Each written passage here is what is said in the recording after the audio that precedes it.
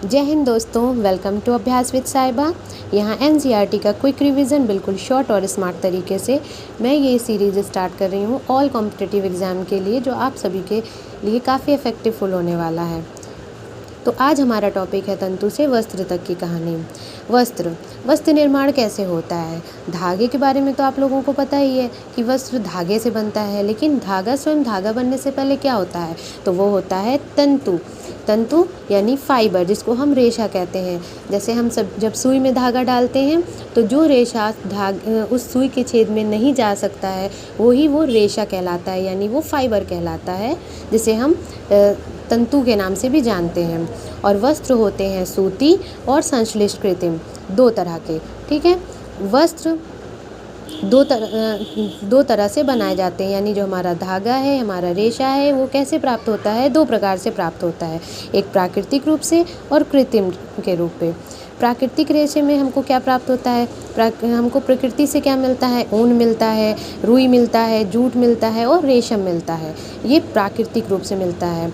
और ऊन और रेशम हमको कहाँ मिलते हैं, जंतु से प्राप्त होते हैं। जबकि कृत्रिम रेशा क्या होता है, पॉलिस्टर, नायलॉन और एक्रिलिक होता है। ऊन हमें कहाँ से मिलता है, अब ये रिवीजन करते हैं हम। ऊन हमको भेड़ से, बकरी से, खरगोश और याक से मिलता है। जबकि अब हम बात करते हैं रुई की।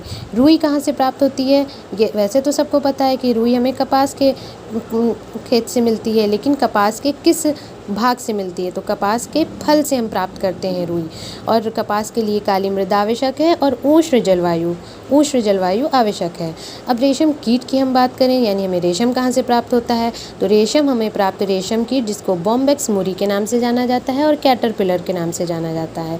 ये इसका जीवन काल 3 डेज़ यानी 3 से 4 दिन का होता है, जो कि पहले प्यूपा और कोकून और फिर हमें रेशम मिल जाता है।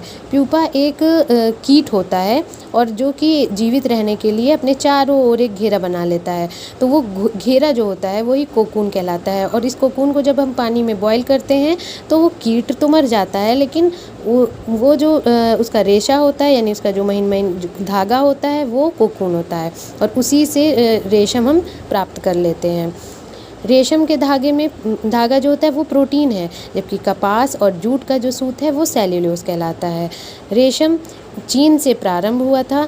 भारत में 5 प्रकार के रेशम पाए जाते हैं, मलबरी, ट्रॉपिकल, टसर और ओम टसर और इरी मूंगा। हाँ, अब बात करते हैं भारत में सबसे अधिक शहतूत और यानी बॉम्बेक्स मुरी, जो अभी हमने बताया बॉम्बेक्स मुरी, वो बॉम्बेक्स मुरी नाम का रेशम भारत में सबसे अधिक